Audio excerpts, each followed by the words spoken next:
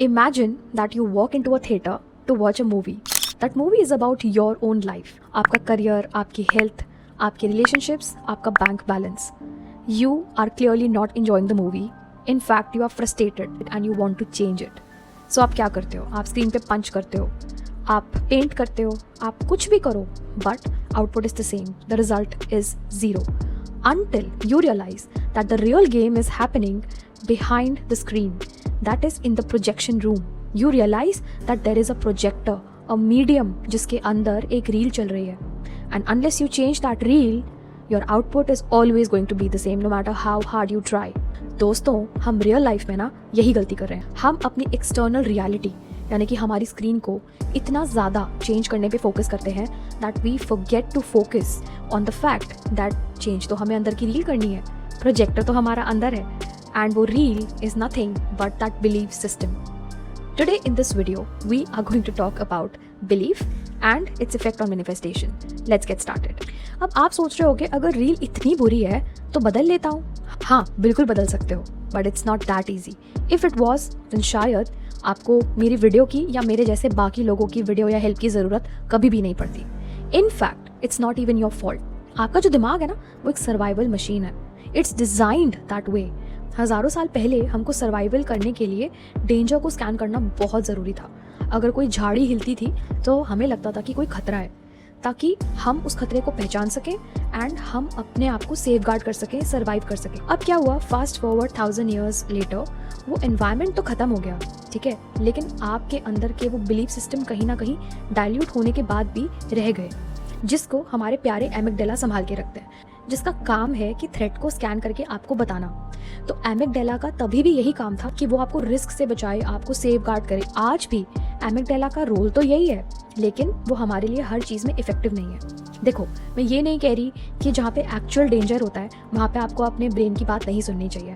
Of course it is a blessing. हमारे पास एक नेचुरल सिस्टम है as a gift which has been given to us so that हम अपने आप को प्रोटेक्ट करें, सर्वाइव करें एंड अपनी ज़िंदगी को सेफली जिएं.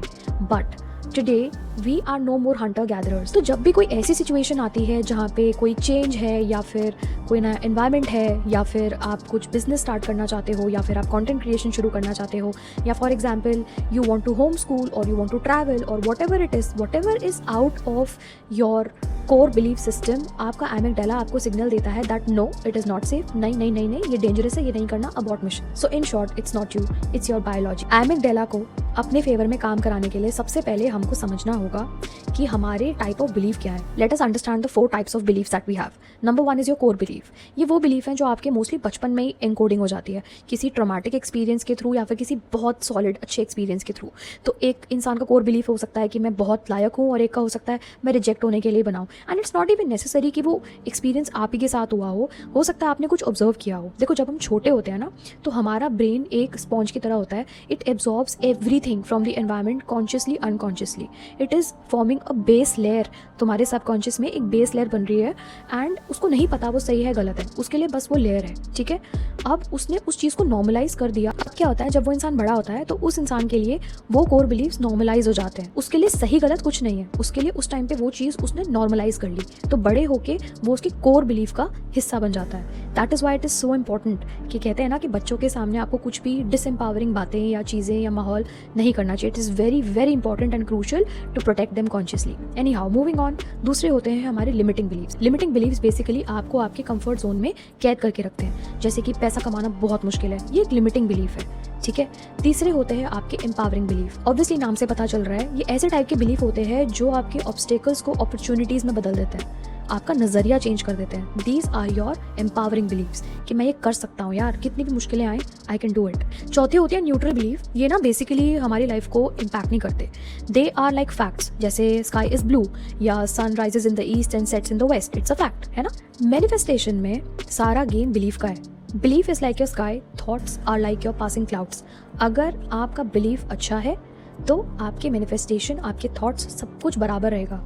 बट अगर आपका बिलीफ लिमिटिंग है then it's a big problem. So करना क्या है, आपको आपके लिमिटिंग बिलीव्स को तोड़ना है और उसे एम्पावरिंग बिलीव्स के साथ रिप्लेस कर देना है, सो दैट आपकी मैनिफेस्टेशन बहुत अच्छी हो जाए। सो हमारा ब्रेन एक बहुत ही कॉम्प्लेक्स मशीन है and a beautiful one, nature ने बहुत प्यार से डिजाइन करी है। मैं एक एक चीज़ पे तो नहीं जाऊंगी, नहीं तो एक न्यूरो साइंस का लेक्चर हो जाएगा, बट जो जो चीज़ें हमारी मैनिफेस्टेशन और इस वीडियो के पर्पस के लिए ज़रूरी है मैं आपको समझाती जाऊंगी, because I want everything to be connected properly so that it is easier for you to understand and आप अपनी लाइफ में क्रेडिबल चेंजेस देख सको। Let me ask you a question, आपने कभी सोचा है कि आपके बिलीव्स मेंटेन कहाँ से होते हैं? Yes, the answer is reticular activating system. अब चल क्या रहा है मैं बताती हूँ। आपका जो ब्रेन है ना वो इतना कॉम्प्लेक्स है कि वो हर एक सेकेंड में मिलियंस ऑफ डेटा को प्रोसेस कर रहा है, ठीक है। लेकिन अगर आप हर एक डेटा पे ध्यान दोगे ना, यू विल गो मैड। तो इसीलिए कुदरत ने बनाया रेटिकुलर एक्टिवेटिंग सिस्टम, जैसा कि मैंने कहा द गेट कीपर। ये क्या करता है?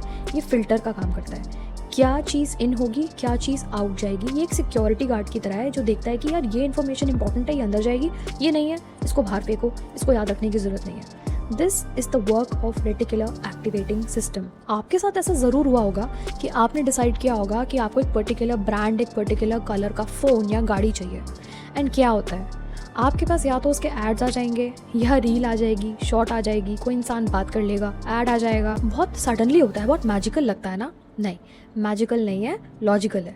लॉजिकल ये है कि यही चीज़ें ब्रह्मांड में उस टाइम पे भी प्रेजेंट थी, उतनी ही मात्रा में प्रेजेंट थी। आपका ध्यान अभी गया है। जब हमारा किसी चीज़ पे ध्यान जाता है ना, तभी कहते हैं ना फोकस गोज एनर्जी फ्लोज। आपका फोकस उस चीज़ पे गया तो आपको आपके ब्रेन ने ऐसे और प्रूफ्स लाके दिखाने शुरू कर दिए कि अरे वाह देख, तुझे iPhone 17 ऑरेंज कलर चाहिए था, ये ले, ये आ रहा है, ये ले, ये इसके पास भी है, ये ले, इसके पास भी है। एंड हम उस चीज़ को बार बार देखते रहते हैं, दोहराते रहते हैं। अब आप खुद सोचो, अगर आप एक फ़ोन या एक गाड़ी या एक किसी ड्रेस जैसी सिंपल चीज़ पे रेटिकुलर एक्टिवेटिंग सिस्टम का जादू देख चुके हो, तो जस्ट इमेजिन कि जब आप कोई नेगेटिव बिलीफ सिस्टम होल्ड करके बैठे हो, उसे अपने कोर बिलीफ में जगह दे चुके हो, देन वो आपको बार बार उस चीज़ का प्रूफ नहीं ला के देगा। अगर आपका ये कोर बिलीफ है कि मैं रिजेक्ट होने के लायक बनाऊं या फिर पैसा कमाना बहुत मुश्किल है, तो क्या आपको लगता है आपका रेटिकुलर एक्टिवेटिंग सिस्टम आपको कुछ अच्छा ला के देगा? या फिर वो आपको वैलिडेट करवाते रहेगा, हाँ यार तू सही कह रहा है, तेरे बस की नहीं है बिजनेस, तेरे बस की नहीं है नौकरी करना, तेरे बस की नहीं है पैसा कमाना, तो बना ही रिजेक्शन के लिए। वो आपको सारे रीजंस देगा to validate, to justify and to make it even more deeply embedded in your system, your understanding कि ये अवेयरनेस होना कितना इंपॉर्टेंट है, एंड अगर ना हो तो कितना डेंजरस है, because it is not working for us now. All of this is there because awareness is important, because it is important to learn how to unlearn something and then relearn and use it for your own good. अब पता क्या होता है, अब असली problem बताती हूँ। The problem is that people are using manifestation only externally. Screen को चेंज कर रहे हैं, रील को नहीं। इसका मतलब ये कि अगर मेरा गोल है कि यार मुझे पैसा कमाना है, मान लो आज आप मेरी बात से मोटिवेट हो गए, पर अगर आपने अपना कोर बिलीफ चेंज नहीं किया ना, तो ट्रस्ट मी 10 दिन के बाद you will again come back to square one. That is why I explained you कि हमारे कोर बिलीफ, हमारे लिमिटिंग बिलीफ, हमारे एम्पावरिंग बिलीफ और हमारे न्यूट्रल बिलीफ, ये 4 टाइप के बिलीफ्स होते हैं। एंड हमको हमारे लिमिटिंग बिलीफ्स पे काम करना होता है, रिप्लेस करना होता है एम्पावरिंग बिलीफ से, एंड उसको रिपीट कर करके कोर बिलीफ बनाना होता है। क्योंकि आपका माइंड कह रहा है कमाऊंगा करोड़, सबकॉन्शियस कह रहा है तू कर ही नहीं सकता, यही हो रहा है ना। तो आपको आपके सबकॉन्शियस पे काम करना है। सबकॉन्शियस के बारे में एक डेडिकेटेड लेसन हम बाद में करेंगे, but for now all you need to understand is कि you need to change your core belief. Now आते हैं मेन मुद्दे पे, how to rewire your beliefs. सबसे पहले डिटेक्टिव बन जाओ। How to become a detective? You have to figure out कि आपका कोर बिलीफ आपका लिमिटिंग बिलीफ है या एम्पावरिंग बिलीफ है।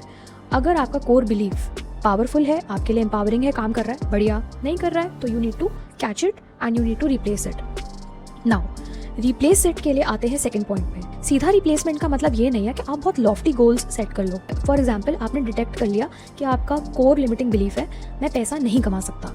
अब आपने डिटेक्ट कर लिया कि मुझे इसको चेंज करना है, ठीक है जी। आप उस स्टेटमेंट के बदले ये बोलना शुरू कर दोगे ना कि मैं तो करोड़पति हूँ, नहीं होगा, क्योंकि आपका सबकॉन्शियस रिजेक्ट कर देगा, ठीक है।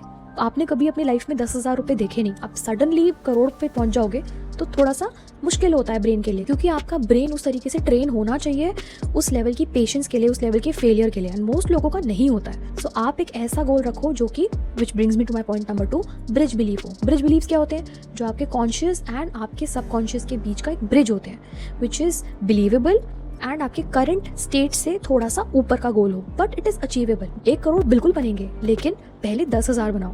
10,000 भी अगर आपके लिए ऊंचा है तो पहले 2,000 बनाओ या पहले 500 बनाओ, whatever is believable to you. The idea is कि वो आपको रियल लगना चाहिए, आपके कोर बिलीफ को लगना चाहिए कि हाँ मैं ये कर सकता हूँ। सो लेट्स सपोज आपने बोला कि यार मैं मंथ में 6,000 कमाऊंगा। अब 6,000 को आप और फर्दर ब्रेक डाउन करो, 6,000 divided by 30 equals 200 rupees per day.